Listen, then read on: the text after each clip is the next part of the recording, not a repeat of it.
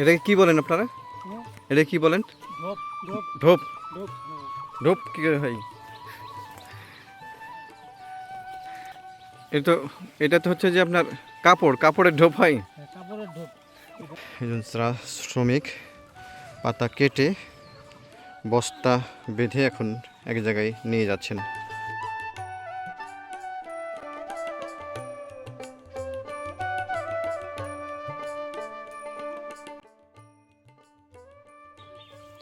পঞ্চগড়ের তেঁতুলিয়া এই চা বাগানটি, বাড়ির পাশেই চা বাগান, সমতল জমিতে চা বাগান গড়ে উঠেছে পঞ্চগড়ে। এই তেঁতুলিয়া থেকে একেবারে পঞ্চগড় সদর পার হয়ে একটু পর থেকেই এই গোটা জেলার বিভিন্ন এলাকায় এই শত শত চা বাগান গড়ে উঠেছে। পাশেই বাড়ি, গ্রামের ভিতরে প্রতিটি গ্রামেই এই চা বাগান রয়েছে। হাজার হাজার কৃষক নিজেদের জমিতে নিজেরাই গড়ে তুলেছেন চা বাগান। এখন পঞ্চগড়ের প্রায় প্রতিটি গ্রামেই সমতল ভূমিতে গড়ে উঠেছে চা বাগান। বাড়ির উঠানেও কোনো কোনো জায়গায় চা বাগান দেখা মিলেছে। এই চা বাগানকে কেন্দ্র করে পুরো পঞ্চগড়ের অর্থনৈতিক যেন বিপ্লব ঘটেছে। অন্যান্য ফসল কমিয়ে এখন চা বাগানে ঝুঁকেছেন শত শত কৃষকরা।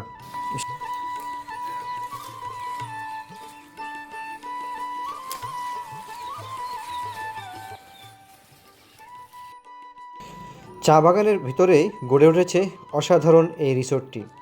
একটি কোম্পানি তেঁতুলিয়া ইউনিয়নের এই চা বাগানের ভিতরে এই রিসোর্টটি গড়ে তোলেন। সেখানে তিনি বেশ কিছু সারিবদ্ধ সুপারি গাছের চারা রোপণ করেন, সেগুলো এখন মাথা উঁচু করে দাঁড়িয়ে আছে। এখন হচ্ছে 29 টাকা, 30 টাকা, 28 টাকা এরকম হচ্ছে নিতেছে। কয়বার কাটছেন এবছরে?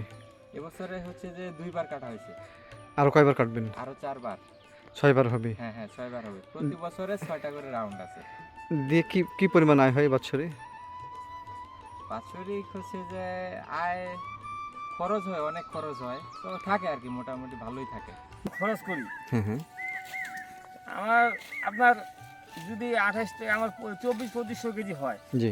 দিদি, 28 টাকা পরে হিসাবে আপনার হিসাব করলে চলে আসবে টাকাটা। কত টাকা আসবে তো? আপনার 70,000 এক চালানে? এক চালান। এভাবে কয় চালান তুলবেন 6 চালান। বছরে? 6 চালান। মোটামুটি 4 লাখ টাকা আয় হবে 2 5 বিঘাতে। চালানে আমাদের আসে, এক চালানে কম আসে ওটা প্রথমে। মোটামুটি 4 লাখ টাকা আয় হবে এই 2 বিঘা জমিতে। বাংলাদেশের সর্বোত্তর জেলা পঞ্চগড় আজ দেশের চা শিল্পে এক নতুন ইতিহাসের যেন নাম।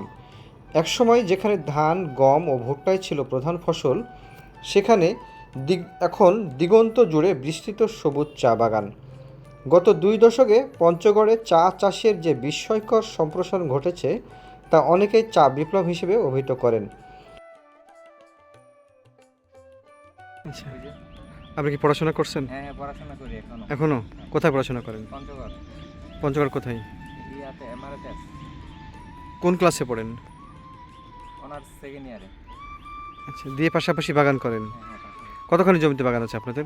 আমার বাগান আছে প্রায় 70 শতকের মতো। আপনি নিজেই পরিচর্যা করেন? হ্যাঁ, নিজে পরিচর্যা করি। দিয়ে বছরে সব মিলে কত টাকা থাকে? বছরে সব মিলিয়ে প্রায় 3 লাখ টাকার মতো হবে। কয় ভাই বোন আপনারা? 4 ভাই বোন, 3 ভাই 1 বোন। খরচ কেমন হয় বছরে? খরচ আপনার এই যে শ্রমিক আপনার 2 লাখ টাকা খরচ যাবে। 2 লাখ। যত্ন নিতে হয় কীভাবে একটু বলবেন? হ্যাঁ বলবো, এটা আমরা যখন ডিসেম্বর মাস পরে হ্যাঁ।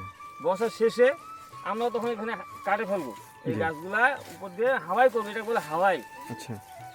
কেউ বলে কেউ 2 ইঞ্চি কাটে, কেউ 1 ইঞ্চি কাটে, আবার অনেক সময় যখন গাছ পুরাতন হয়ে যায় তখন আমরা বলি যে দাবায় কাটতে হয়, এলভি করা লাগে, এগুলো কয়েকটা সাইজ আছে। জি। এটা আর কি আমরা ওই যে ডিসেম্বর মাসে এটা কাজ করে থাকি। আচ্ছা। ডিসেম্বর মাসে পরে আপনার ওই যে নীল বন্ধ থাকে 2 মাস, এই 2 মাসের মধ্যে আমরা এটা হাওয়াই করি এবং ওই যে আপনার সার প্রয়োগ করি ক্ষেতের ভিতরে। কি সার দেন? আমরা গোবর সারটা বেশি ব্যবহার করি। বছরে যখন নীল বন্ধ থাকে ডিসেম্বর মাসে তখন গোবর সার আমরা ঢুকাই। সমতল ভূমিতে চা চাষের সফলতা শুধু দেশের কৃষিখাতে নয়, স্থানীয় অর্থনীতি ও কর্মসংস্থানে নতুন সম্ভাবনার দ্বার খুলে দিয়েছে। পঞ্চগড়ে চা চাষের যাত্রা শুরু হয় মূলত 1999-2000 সালের দিকে। বাংলাদেশের চা বোর্ডের উদ্যোগে পরীক্ষামূলকভাবে সমতল ভূমিতে চা চাষ শুরু হয়।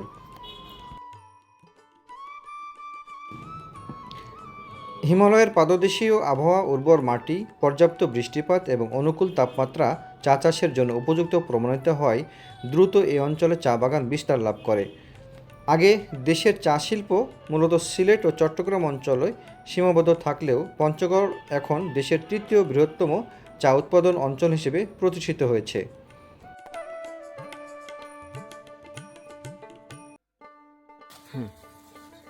তারপরে গোবর সার দেওয়ার পরে আমরা মাটির কুবাই, জি, কোদাল দিয়ে মানুষ নিয়ে কুবানি পরে আপনার তখন স্প্রে করা লাগে, কীটনাশকের জন্য স্প্রে করি। কতবার স্প্রে করতে হয়? স্প্রে এটা আপনার কোনো নির্ধারিত নাই যে পোকা হয়? পোকা হলেই আমাদের স্প্রে করা লাগে। মাসে কতবার করতে হয়? মাসে এমনকি যদি পোকা, এবারে কিন্তু অনেক আমাদের ওষুধ লাগছে পোকা, মানে ওই যে পানির জন্য লফার মশা, এই যে একটা পোকা, এই যে এখনও পোকা আমার আছে, এই পোকার জন্য আমরা কিন্তু অনেক ওষুধ দিই, দেখছেন? আচ্ছা, এটা বলে লফার, একটা বড় বড় আছে আরো। জি।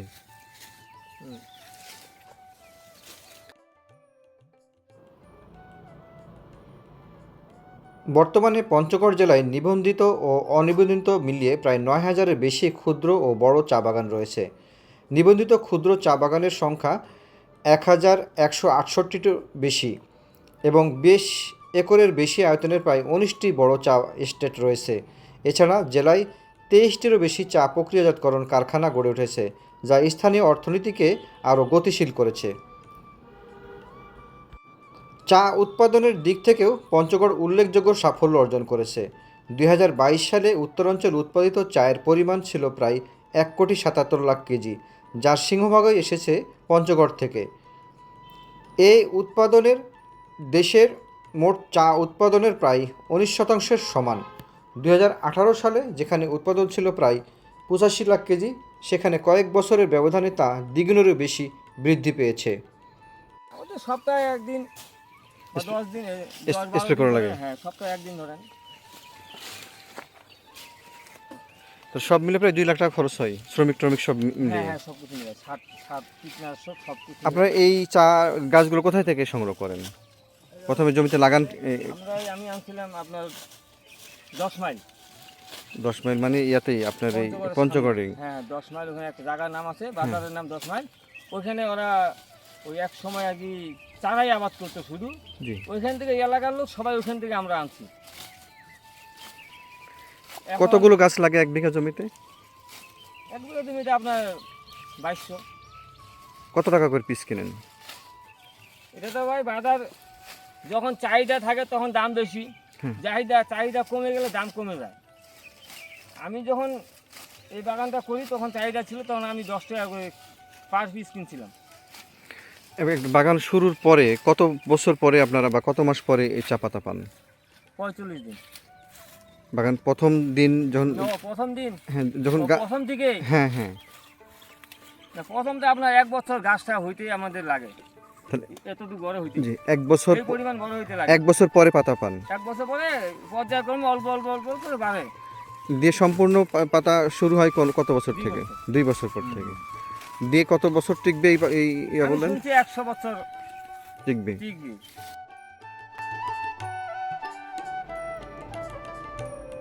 চা শিল্পের এই প্রসার পঞ্চগড়ের অর্থনীতিতে বড় পরিবর্তন এনেছে। হাজার হাজার কৃষক এখন চা চাষের সঙ্গে যুক্ত। প্রায় 30,000 শ্রমিক ও 80,000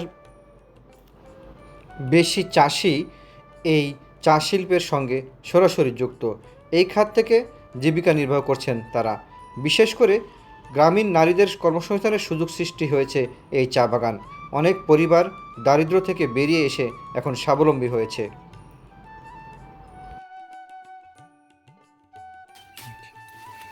তাহলে এই যে আপনারা চা বাগানে ঝুঁকলেন অন্য ফসল ছেড়ে, পাশে দেখছি যে ভুট্টাও আছে, এখানে ভুট্টা আছে, অন্যান্য ফসল আছে, আপনার লাউ আছে, তারপরে পাট আছে, সব ধরনের ফসলই আছে। তাহলে ওই ফসল চাষ করে লাভবান বেশি হচ্ছেন না আপনারা এই চা বাগান করে লাভবান হচ্ছেন গড়ে? চা বাগান করে আমরা লাভবান হচ্ছি।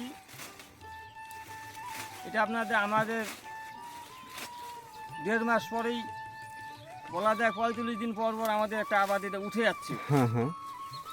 আর ওগুলো ওই আপনার অন্য অন্য আবাদগুলো 3 মাস লাগে, 3.5 মাস লাগে। এটা একটু দীর্ঘমেয়াদী। এটা আমাদের গাছটা একবার লাগে, গাছটা আমরা হয়ে গেছে গাছ, এখন 45 দিন পর পর আবাদ আসে। এইটা হচ্ছে দীর্ঘমেয়াদী ফসল। দীর্ঘমেয়াদী। আর এই ফসলগুলো সাধারণত ধান, পাট, লাউ, ভুট্টা এগুলো হচ্ছে যে স্বল্পমেয়াদী, স্বল্পমেয়াদী। বছরে 3-4 বার করতে হচ্ছে, 2-3 বার করতে হচ্ছে। খরচ হচ্ছে, হ্যাঁ হ্যাঁ, এটা তো হ্যাঁ। তো এই সমস্ত কারণেই হচ্ছে চা বাগানের প্রতি কৃষকরা ঝুঁকছে বেশি এখন। ঝুঁকছে বেশি। 45 দিন পরে আবারটা চলে আসলো আমার। জি। আর ওইটাতে আপনার 3 মাস, 3.5 মাস লাগে।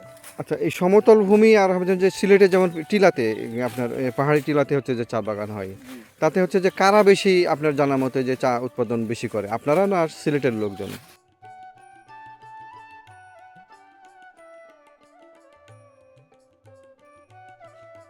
কি নাম আপনার? আরো একজন আসছে।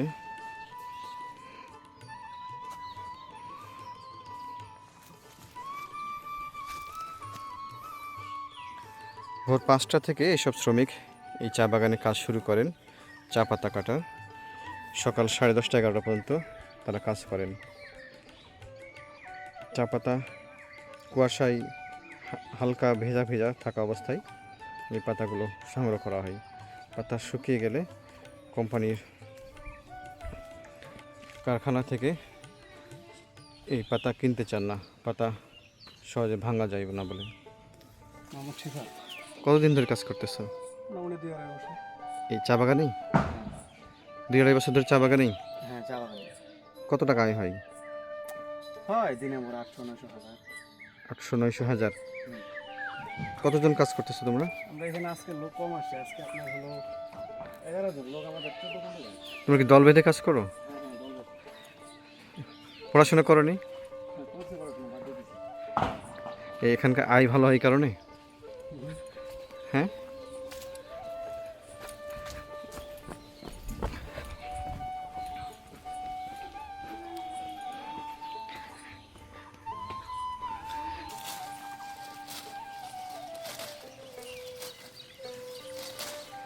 কতদিন পরে কাটতেছেন? কতদিন পরে কাটতেছেন? এর কয়দিন হলো রে? এটা পাতাটার বয়স, হ্যাঁ, পাতাটার বয়স হলো 45-46 দিন। 46 দিন আগে কাটা হয়েছে একবার? হ্যাঁ, 46 দিন আগে একবার কাটা হয়েছে। 46 দিন পর পর একদিন কাম করি।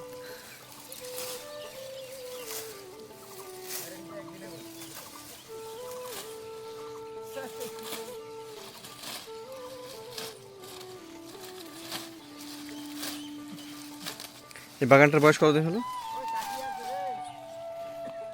কয়দিন হয় মিলন? বাগানটা বয়স কতদিন হবে?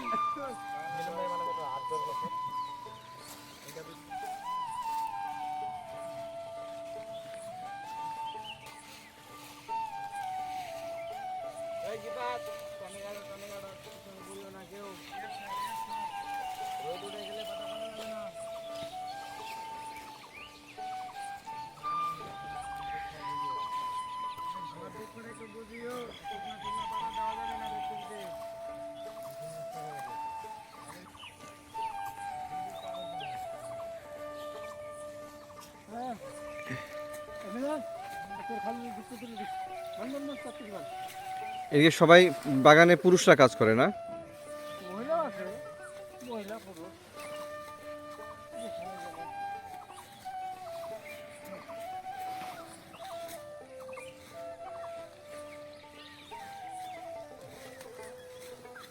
হ্যাঁ, অল্প ফসল বলতে আপনার এদের একটু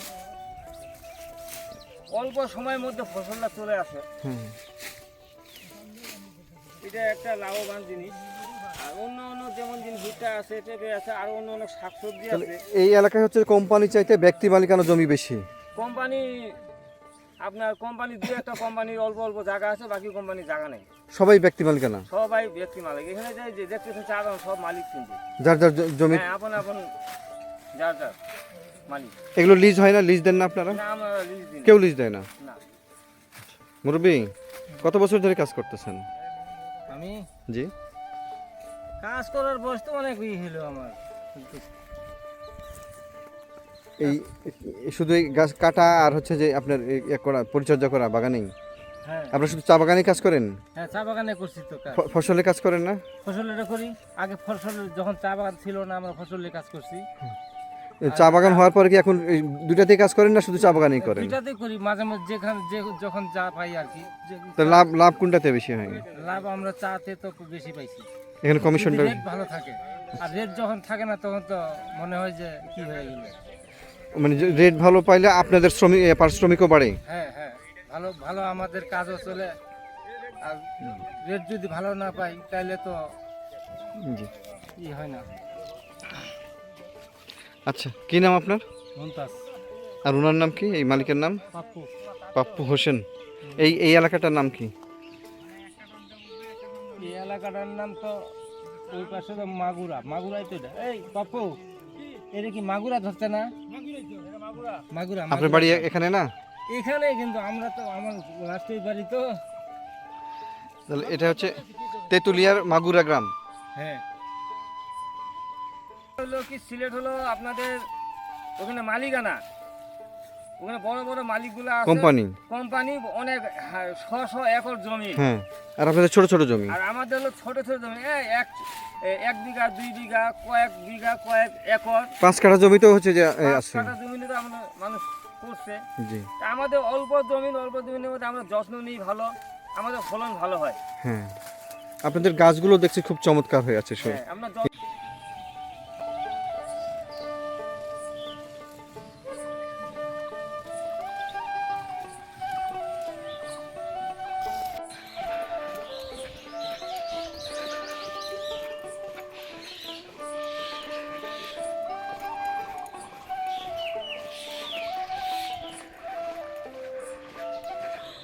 হ্যাঁ,